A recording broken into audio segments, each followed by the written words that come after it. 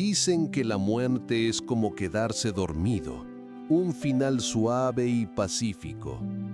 Mienten, yo lo sé, porque yo morí. Mi nombre es Lázaro, y antes de ser conocido como el que volvió, fui simplemente un hombre consumido por la fiebre en una pequeña casa de Betania. No recuerdo la paz, recuerdo el calor, un fuego invisible que hervía mi sangre, que secaba mi garganta hasta convertirla en polvo. Recuerdo las voces de mis hermanas, Marta y María, flotando a mi alrededor como ecos distantes, llenas de pánico y lágrimas.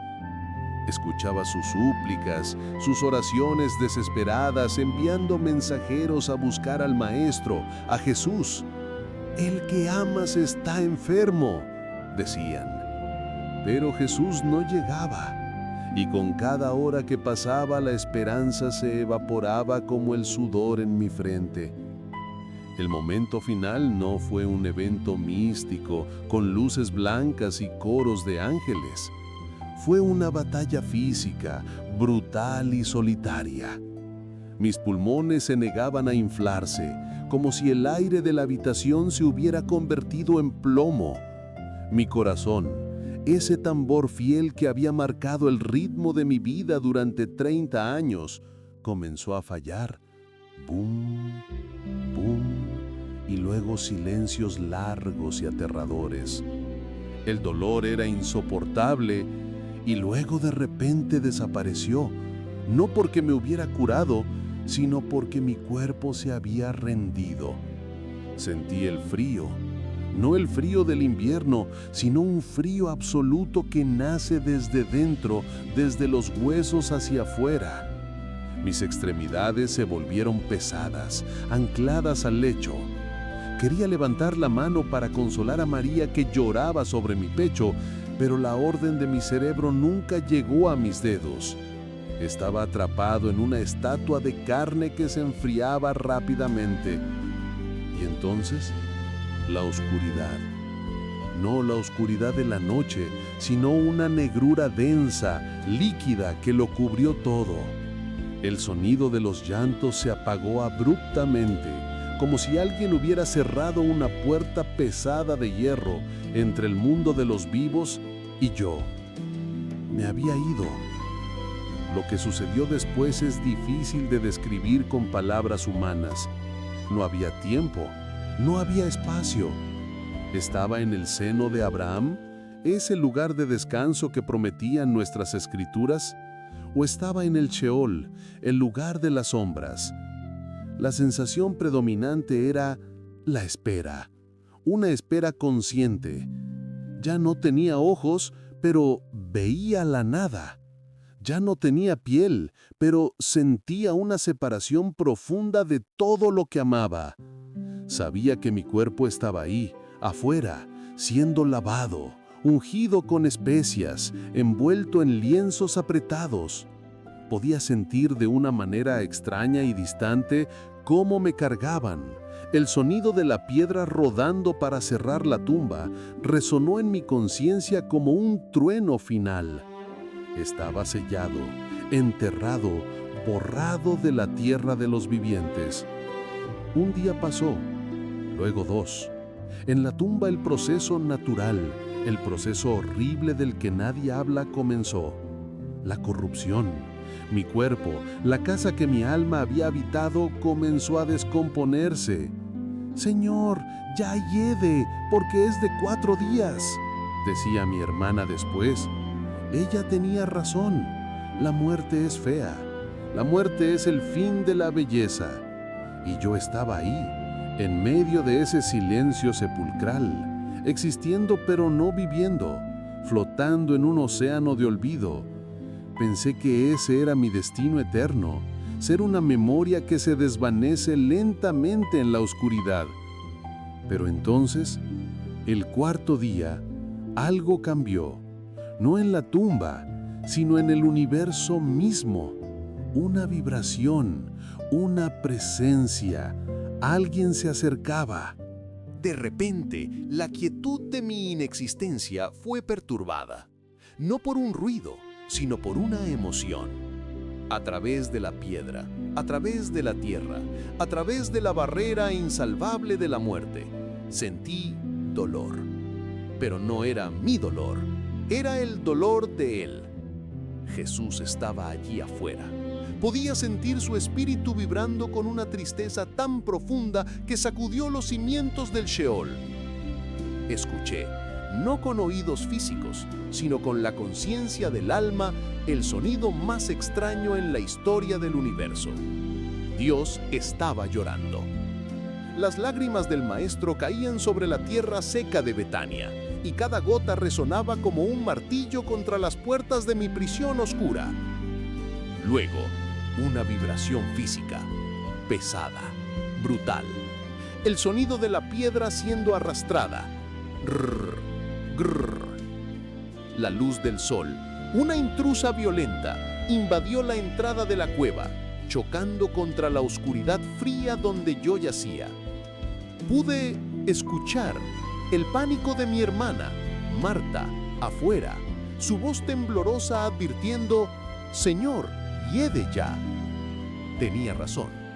El aire dentro de la tumba estaba viciado, cargado con el dulce y repugnante olor de mi propia carne fallando. La vergüenza debería haberme cubierto, pero la muerte no tiene vergüenza. Y entonces sucedió. La voz no fue un susurro, no fue una oración, fue una orden de batalla lanzada contra las mismas leyes de la naturaleza.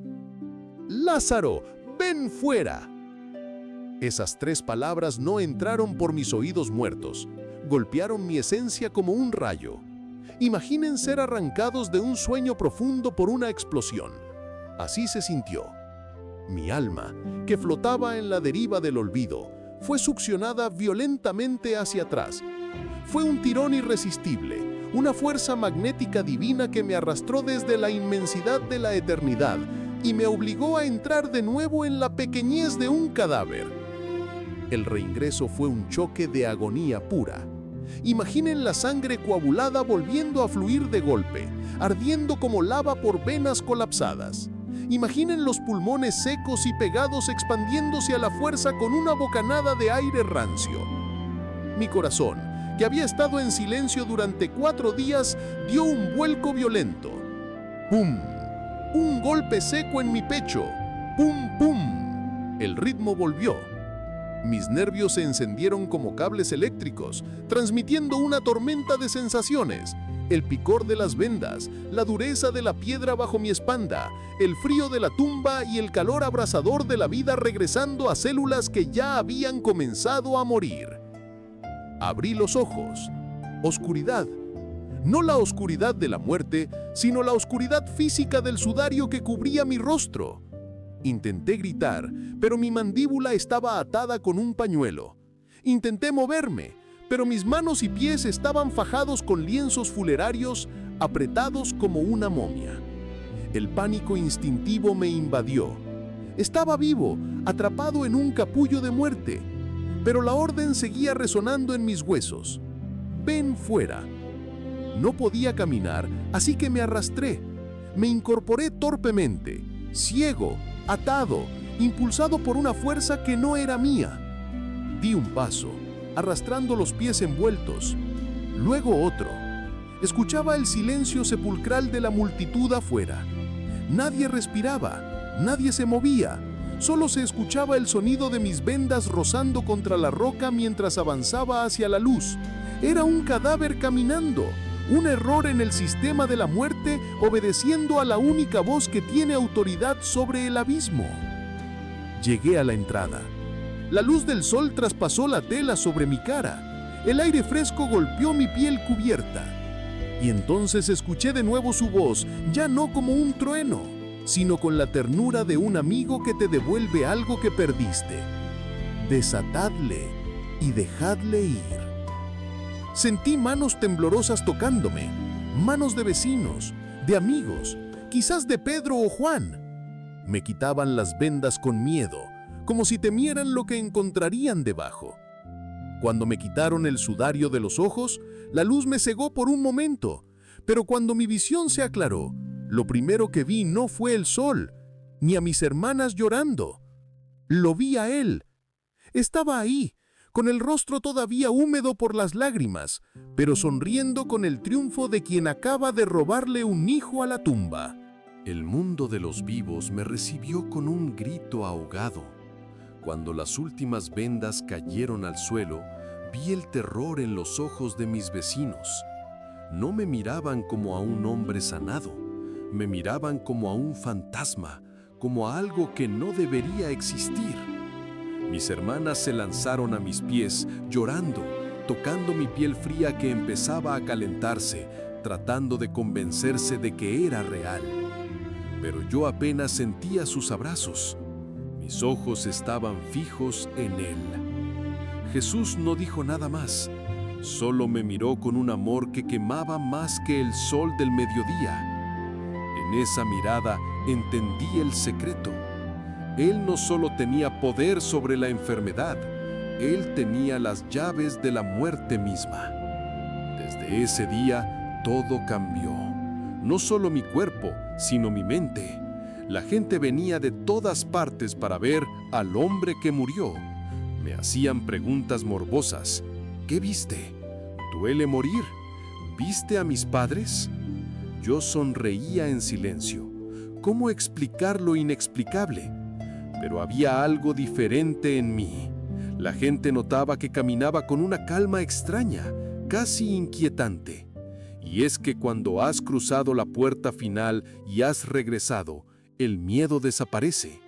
Las amenazas de los soldados romanos, las preocupaciones por el dinero, el estrés del mañana, todo eso se volvió insignificante. ¿A qué le puede temer un hombre que ya ha estado en la tumba? Pero mi regreso no trajo paz para todos. Pronto supe que los sumos sacerdotes no solo querían matar a Jesús, sino también planeaban matarme a mí. Yo era la prueba viviente de su poder, un milagro que caminaba y respiraba, imposible de refutar. Querían enviarme de vuelta a la oscuridad.